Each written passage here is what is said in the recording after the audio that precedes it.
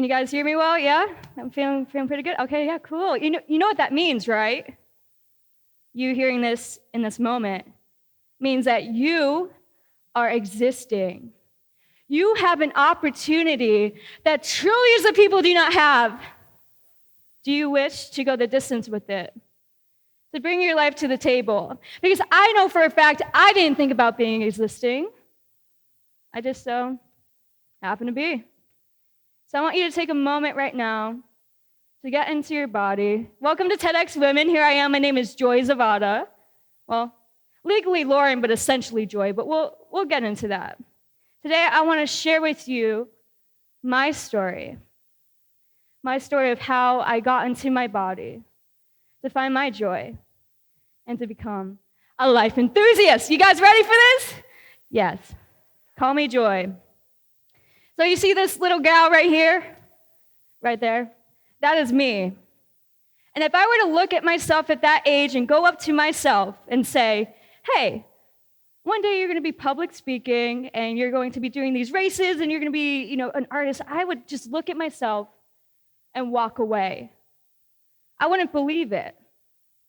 And it's because there was messages that were given to me from my childhood that stopped me from believing in myself and the value of what I had to bring to this earth. So today, I want to share this with you. There were a few lies that I was told that really did hinder me from being to where I'm at today. But in turn, what it did was make me who I am today. So there was an experience in first grade. There's something about putting my hand out the window. As I was going home from the bus after a day of school, it was just one of my favorite things to do, just to peer out the window and to experience it. And if you guys know me today, you always see me with my head out the window. It's a thing for me. So here I was as a young girl, struggling to get the window down. And in my mind, I'm like, I just have to. It was like first day of spring. I just wanted to feel the fresh air. So what do? I peep over, and I look to the little girl in front of me, and I'm like, hey, can you please help me put down my window? She ignores me. I'm like, okay, well, persistence, I'm going to try this again. Excuse me, can you please help me put down my window? She ignores me again. I'm like, hot damn, okay, I see you. So I try one more time. Excuse me. The boy sitting next to her turns around and looks me in the face, and he says, don't you ever speak again, and punches me in the face. And as I laid back in defeat, with streams of scarlet going down my face, that delivered a powerful message to me. Do not speak. If I wanted something, if I felt like I needed help with something, that meant that it would cause me pain. So I changed schools, it just so happened to be. I already struggled with speaking as it is. I had a pretty severe auto-processing disorder, and that was already a thing. So a few years later, 2, as I was in school, I went up to my teacher to grab a ball at her feet. And as I went down and picked it up and smiled at my teacher, she looked at me and she said, you would be way prettier if you never smiled. In fact, you would age better. So what did I do? I believed that as truth for my life. And you see the progression after that of me believing that my essence shouldn't fill a room. These messages specifically started to take hold in my being. I started to believe that I should not shine. And this contributed to what I would become in my teenage years, saying that your appearance will determine the wellness of your life. That some of the messages like, you're just a girl. I remember feeling so defeated in my existence. I was 17 years old. I was sitting in this hallway, and I was facing a friend, and it just so happened to be one of the longest nights of my life. And I was facing him, and here we were in this little hallway, and the sun was just coming up. And it was hitting the tops of the houses, and I exhaled the smoke out of my lungs. I looked at him, and I knew I knew that if I did not leave this place in my existence, I would not be here today. And I felt something beyond me say, this is not the life I have for you.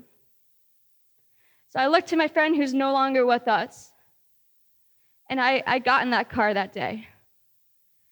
And I left. And there was something that belief started trickling into my body. I'm like, I have nothing. All my relationships are severed. I feel like I have nothing to attribute to the world. All I knew how to do was run. Guys, that's all I knew how to do. So I started running. I would run 8 to 15 miles a day. That's all I had that I felt like I could do. And then something started changing for me. Getting in my body, something changed. It started changing the way that I thought about my life. It started changing my voice. I started using my voice in a way that I hadn't before. And what did that lead to for me? Well, I ended up meeting someone. And that person actually got me out of my metron, into something new that I've never experienced in my life. I started rapping and making music and going out to New York City. I was still in high school. I'm a Scranton native. So just being out there and experiencing the world from a different way, I was told my whole existence that the only way that I'd have something to contribute to this world is through higher education. And this to me didn't feel right. It didn't feel authentic for me. But I still went along with it. But as I continued to use my voice and get empowered in my body, I recognized that there was something more that I was longing for than just myself. I was looking for my community. There was one day, I was a freshman in college, and it was a tough day for me. I was like, wow, I don't know why I'm in school. I was just told I should be in school, but here I am, I'm here, and I was in this coffee house. I just wanted to be outside of myself. And there's this girl sitting in the corner, right over there, taking photos. Hi, baby. She looks at me, and she says, hey, I like your boots. I'm like, hey, I like your outfit. So we start talking, and she looks at me, and she asks, what is your vision? And I was like, finally, someone that's like interested in this stuff. Okay, what's my vision? We sit down, we talk, and immediately that day we realize that we're meant to be in each other's lives. A week later, what do I do? But I'm involved with them in a coffee shop ministry. I'm doing what I feel passionate about. I start seeing that this is what I have to offer and to bring to the world. It's not about me. I've never even thought to be existing. I just so happen to be. And what I was actually looking for was community of people that wanted to live the same way that I did. So when you find your people, you find your purpose. But first, you have to bring it back to yourself. Because I didn't know that until I got into my body and I recognized this. You are unique. No one has your body. It's only you that gets to live inside of your existence. You like to watch movies, right? Make your life a movie. Why not? Like, this is your story. No one else gets to live in your skin but you. But, having your body and voice, using that is power. It's powerful. My friend looking at me and saying, hey, I like your boots, changed my existence. She used what she owned that day. People using what they own will change an environment and cultivate a culture. I look to the people, to that guy, that boy that punched me in the face. And I recognized that was generational. Someone looked at him and said, you do not speak, you should not speak, and sealed it with a punch to the face. These things that we're dealing with are generational. And we have an opportunity to do the work that our ancestors didn't have the strength to do. We get to mend the bridges that have been burnt and recognize that we are all the same. There's no manual on how to live life the best way. We're all just trying to figure this thing out. I just so happened to pop out of a womb one day. I mean, thanks. Here we all are as people existing. That's pretty cool.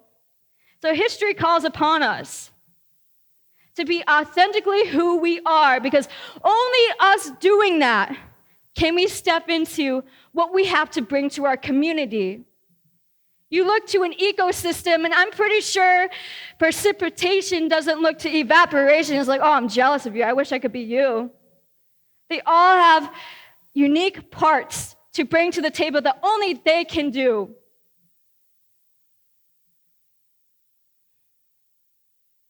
Now, as I was experiencing this as truth for my life, there was something that happened when I was around my people. And it tested me, because it was during this time that I ended up in the grips of an abusive relationship. So as I was doing the work to start healing and seeing that this is what is right for me, life went like this to test if I actually believe that as truth. So as I got dragged out of that house and thrown into the car and transported to the places that I was before, it took some time for me to fight for myself. In those states of desperation, I grappled onto hope for something that I had value to bring. So I ended up going back to school, and I got an internship, and I was doing this thing, but it didn't feel right to me. It was just kind of out of a need of necessity to feel like I'm alive as a human being. Because my body was no longer my own, my voice was suppressed, and I no longer had my people. But then, one day, I finally had the strength to get out of that relationship. And I finally had the strength to go see my friends, which was traumatic to think about seeing my friends, because I would get told that if I were to see them, that terrible things would happen. So I finally had the strength to go and be around my people. And as I go to them, they welcome me with open arms. And when I tell them what had just happened in my life, they look at me and they're like, well, we need to go on an adventure. I'm like, you're damn right. Please, I need an adventure. Let's do it. So what do you know? They buy me tickets to go to Texas. And as I'm on the plane and I land at the terminal, I am arm in arm with the people that I call my family. And as I look up in the sky, I see hundreds of thousands of white butterflies overhead. And my dear friend, she turns to me and she says, I feel like you are joy. And in that moment, I said, I am joy. Call me joy. I am joy. So what does it mean to accept joy for your life? Joy is not determined by circumstance. It is something that transcends. Finding joy is to embrace and endure suffering, because there is something greater beyond that for your life. So what do I wish to share with you guys? Yeah, see, that's a photo this is from that trip, guys. This was one of the shots that Justine took of me that day. And you could see that there was a freedom that was found in my being, that I was finally starting to follow my authentic self. And it's hard. It's not an easy path to go through your life and be like, what have been all the things that people have said to me, that stuck to me, that actually aren't truth for my existence? If you do not do that work, those things will be passed through your life. So we have a unique opportunity, guys, that trillions of people do not have, that trillions have lost. We get the opportunity to shape history, to change the world just by being who we are. Being a life enthusiast means to embrace your humanity. No one has it figured out. We're all just trying to figure it out.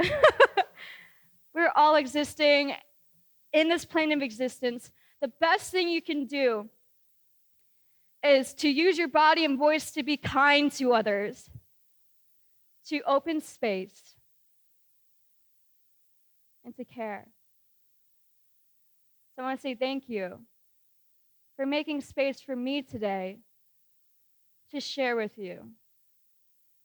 Thank you for choosing to be here in this moment. And I'm excited for you, for what you will do for the world and this community, because we need you, and that is why you're existing. You are needed in this world. I want to say thank you.